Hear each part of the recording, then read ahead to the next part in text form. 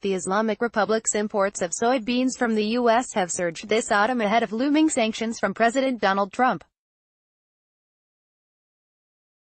Almost 335,000 tons have left terminals on the Mississippi River since the crop marketing year began in September, data from the U.S. Department of Agriculture show, up from zero at the same point last year and more than volumes to most European countries, Financial Times reported. The unusual shipments reflect a multi-faceted story.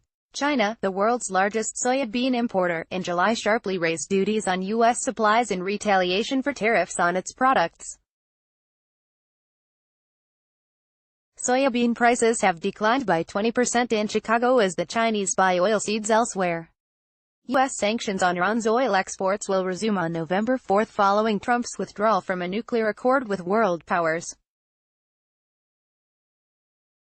Iran has been stockpiling basic foods such as corn and soybeans in an aim not to face any shortage of strategic commodities, said Mani Jamshidi, a food industry expert in Tehran.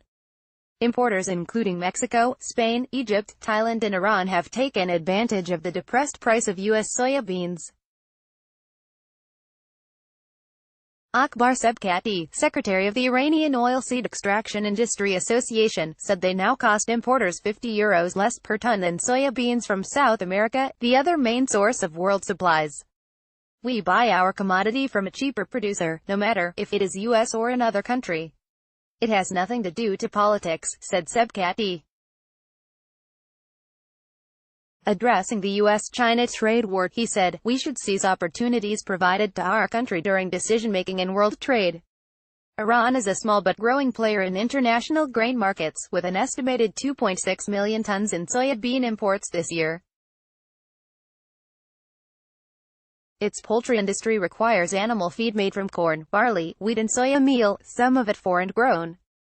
Sales of U.S. agricultural products to Iran were permitted even before a previous round of international sanctions was lifted in 2015.